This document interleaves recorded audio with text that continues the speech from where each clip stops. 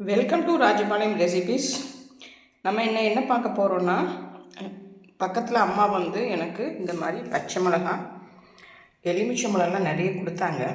அதை வச்சு எனக்கு என்னோடய ஸ்டைலில் ஒரு தொக்கு பண்ண போகிறேன். வாங்க அதுக்கு என்னென்னு பார்த்துடலாம், எப்படி பண்ணுறதுன்னு பார்த்துடலாம். நான் வந்து இப்படி தாங்க பண்ணுவேன். எல்லாமே வந்து மிக்சியில் போட்டு ஒன்றும் பாதியமாக அரைச்சிக்குவேன். உப்பு போட்டுக்கோங்க. ரொம்ப ஈஸியாக தான் இருக்கும், ஆனால் வந்து டேஸ்ட்டு ரொம்ப அட்டகாசமாக இருக்கும். இது அம்மா தான் எனக்கு சொல்லி கொடுத்தாங்கன்னு பாருங்கள். அத்தனை பச்சை மிளகாயுமே இந்த மாதிரி ஒரே இதில் போட்டுக்கோங்க. இதுதான் எனக்கு அவங்க பக்கத்தில் வந்து அவங்க வீட்டில் இருந்த பச்சை மிளகாய் நமக்கு கொடுத்தாங்க. அவங்க தோட்டத்துலேருந்து எடுத்துகிட்டு வந்தோம் அப்படின்னு சொல்லிட்டு கொடுத்தாங்க. அதுதான் நம்ம இன்றைக்கி தொக்கு பண்ண போகிறோம். இதை நல்லா ஒன்றும் பாதியமாக அரைச்சிட்டு வந்துடலாம். அரைச்சிட்டு வந்துட்டு பார்த்துடலாம். இப்போ பாருங்கள், இந்த மாதிரி ரொம்பையும் பரப்பரான்னு இல்லை, மையாவும் இல்லை, கொஞ்சம் இந்த மாதிரி அரைச்சி எடுத்துட்டு இதோடையே வந்து நான் நாட்டு சர்க்கரையும் போட்டுருவேன். போட்டுட்டு ஒரு சுற்றிட்டு வந்துடலாங்க. இப்போ கடுகு பொரிய ஆரம்பிச்சிருச்சு. நம்ம மிக்சியில் அரைச்சி வச்சுருக்கோம் பார்த்திங்களா, ஒன்றும் பாதியமாக அதை அப்படியே மெதுவாக எண்ணெய் தெளிக்காமல் போடுங்க.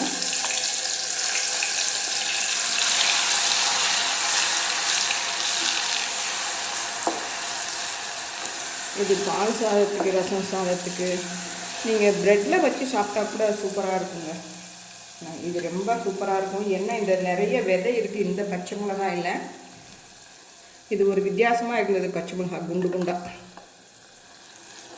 ஆனால் அதுவும் நல்லா தான் இருக்குது பார்க்கவே. இது நம்ம ஸ்டைலுங்க. ஒவ்வொருத்தங்க ஒரு மாதிரி பண்ணுவாங்க. இது என்னோடய ஸ்டைல். இது அம்மா இப்படி தான் எனக்கு சொல்லி கொடுத்தாங்க. சில பேர் பச்சை மிளகாய் தூக்குனா பச்சை மிளகாய் மட்டும்தான் போடுவாங்க, பூண்டு வெங்காயம்லாம் போட மாட்டாங்க. ஆனால் இது கொஞ்சம் டேஸ்ட்டு நல்லா இருக்குன்னு சொல்லிவிட்டு நான் இது மாதிரி தான் பண்ணுவேன்.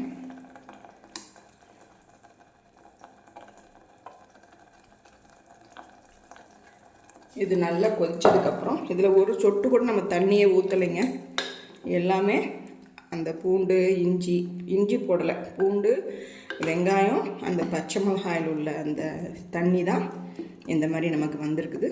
இது கொஞ்சம் வேகணும், இந்த பச்சை வாசனை போகணும். ஏன்னா நம்ம வதக்கி கூட செய்வாங்க, ஆனால் நம்ம வதக்காமல் பச்சையாக போட்டதுனால அந்த பச்சை வாசனை கொஞ்சம் போகணும். அதுக்கப்புறம் எலுமிச்சம்பழம் ஊற்றிட்டு நம்ம இறக்கிற வேண்டியதான்.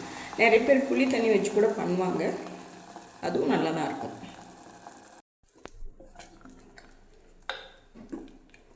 இப்போ பாருங்கள், நல்லாவே இந்த எண்ணெய் எல்லாமே உள்ளே இழுத்துக்கிச்சு. இப்போ எண்ணெய் கக்கிற வரைக்கும் நம்ம இதை அடுப்பில் இருக்கணும்.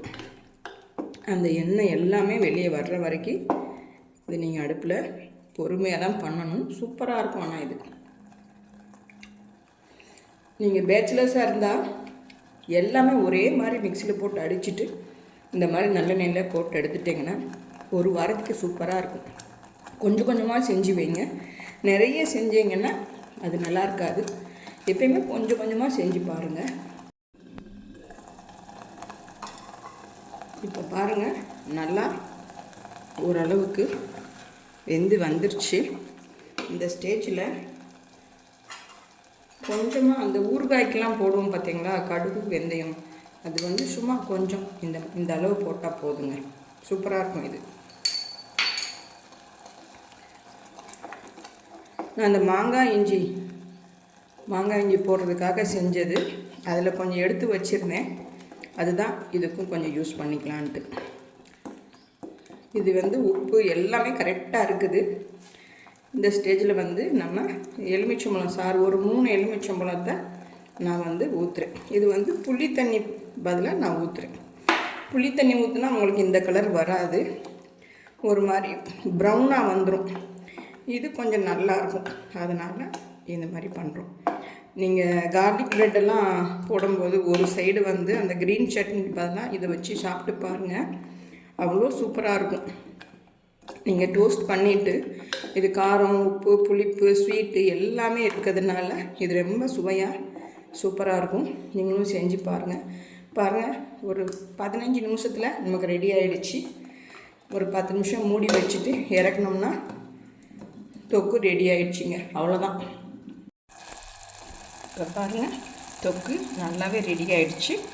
இப்போ எடுத்து ஆவி பறக்குது பாருங்கள். இப்போ எடுத்து ஒரு நல்ல ஒரு பீங்கான் பவுலில் காற்று புகாமல் போட்டு வச்சிட்டிங்கன்னா அந்த லிட்டோடு உள்ள பவுலில் நீங்கள் போட்டு மூடி ஒரு வாரம் வெளியே வச்சுக்கலாம். ஃப்ரிட்ஜிலலாம் வைக்க தேவையில்லை. ஏன்னா இதில் வந்து நம்ம எலுமிச்சம்பழம் போட்டிருக்கோம். அதனால் தண்ணி ஒரு சொட்டு கூட விடலை.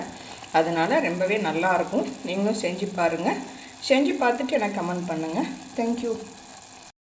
இப்போ பாருங்கள், நம்ம பச்சை மிளகாய் தொக்கு அவ்வளோ சூப்பராக ஆவி பறக்க இந்த மாதிரி லிட்டுள்ள ஒரு பாத்திரத்தில் நீங்கள் எடுத்து வச்சுக்கோங்க. ஒரு வாரத்துக்கு நீங்கள் வெளியே வச்சுக்கலாம். இப்போ இந்த சீசனில் ஒன்றும் ஆகாது. சூப்பராக இருக்கும். இது என்ன உப்பு எல்லாமே கரெக்டாக இருக்குதுங்க. எலுமிச்சம்பழம் சாறு போட்டதுனால உங்களுக்கு கெட்டு போகாது. சில பேர் வினிகர் ஊற்றுவாங்க, ஆனால் நமக்கு தேவையில்லை. இதுவே நமக்கு போதும். சூப்பராக இருக்குது பார்த்தீங்களா? ரொம்ப ஈஸி. எல்லாம் போட்டு அடித்து ஒரு தாளிச்சம் கொடுத்தீங்கன்னா சூப்பர் ரெடி ஆகிடுச்சு. செஞ்சு பாருங்கள். தேங்க்யூ.